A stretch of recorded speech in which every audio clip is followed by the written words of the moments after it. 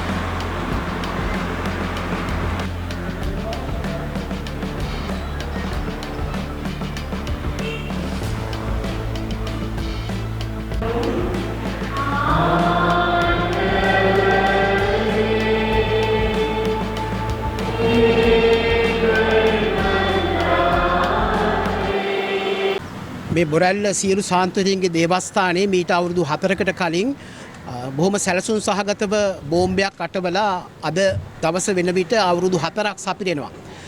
ඉතින් මේ බෝම්බය අපි හොයාගත්තා. ඒක පුපුරන්න නොදී ඒක පිපුරුණා නම් එහෙම මහා විනාශයක් වෙනවා. එතන පුද්ගලයෝ හිටියා නම් එහෙම මේ පුද්ගලයෝ මරණයටපත් වෙනවා. ඒ වගේම තමයි මේ දේවස්ථානයට විශාල හානියක් සිද්ධ වෙනවා.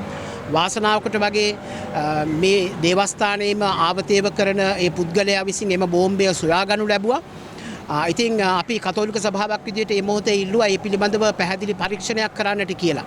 මොකද මේ බෝම්බය හසු වුණාට පස්සේ පළමුවෙන්ම ඒ ස්ථානයට පැමිණුනේ මේ එවකට මේ ප්‍රදේශයේ බාහිරව හිටපු පොලිසියේ නිලධාරී මහත්වරුන් වගේම දේශබන්දු තෙන්නකෝන් මහත්මයා තමයි පළමුවෙන්ම මේ ස්ථානයට පැමිණිලා ඒ ගැන යම් යම් කතිකාවන් සිදු කළේ.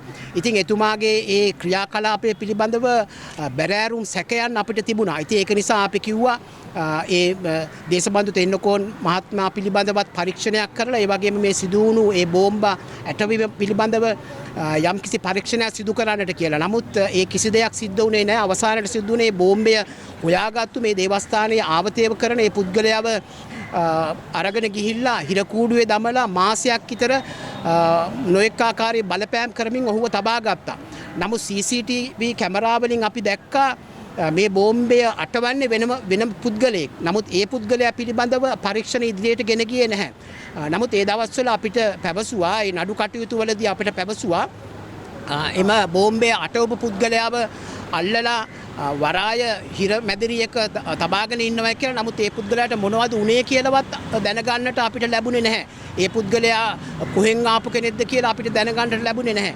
අපි මේ මොහොතේ කිව්වේ විශේෂයෙන්ම මේ ඒ පුද්ගලයා බෝම්බය තබනවා වගේම කලින් දවසෙත් ඒ පුද්ගලයා ඇවිල්ලා මේ දේවස්ථානයේ විපරම් කරපු ආකාරය CCTV කැමරාවල බොහොම ලස්සනට දැర్శණය වුණා. ඉතින් ඒ පුද්ගලයාව ඇයි අල්ලගත්තේ නැත්තේ? ඒ පුද්ගලයාව අල්ලගෙන ඒකේ සුලමුල මේ බෝම්බය අටවන්නට කාටද උවමනාව තිබුණේ කියලා ඇයි හොයාගත්තේ නැත්තේ කියලා අපි එවකට රජයෙන් ඇහැව්වා. නමුත් ඒ කිසි දෙයක් සිද්ධ වුණේ නැහැ. විශේෂයෙන්ම අපි ඉල්ලා සිටියේ පාස්කු බෝම්බ ප්‍රහාරයේ මහමොලකරුවව හොයන්නට කියලා. මේ සිද්ධිය ඇත්තටම සිද්ධ වුණේ පාස්කු බෝම්බ ප්‍රහාරය සිදු වෙලා අවුරුදු දවස් 1000 සම්පූර්ණ වෙන දිනේදී කතෝලික සභාව අපි මේ පිළිබඳව උද්ඝෝෂණයක් සංවිධානය කරලා තිබුණා. එතකොට ඒක කඩාකප්පල් කරන අරමුණෙන් අපගේ කතෝලිකයින්ව ඒ සඳහා නොයන්නට බියවැද්දීමේ අරමුණෙන් තමයි මේ බෝම්බය අටවලා තිබුණේ. එතකොට මේ බෝම්බේ අටවීම පිළිබඳව සුලමුල හොයාගත්තොත් බොහෝම ලේසියෙන් පුළුවන් මේ පාස්කු ඉරිදුන බෝම්බ ප්‍රහාරයේ සුලමුල හොයාගන්නට, මහමොලකරුවව හොයාගන්නට.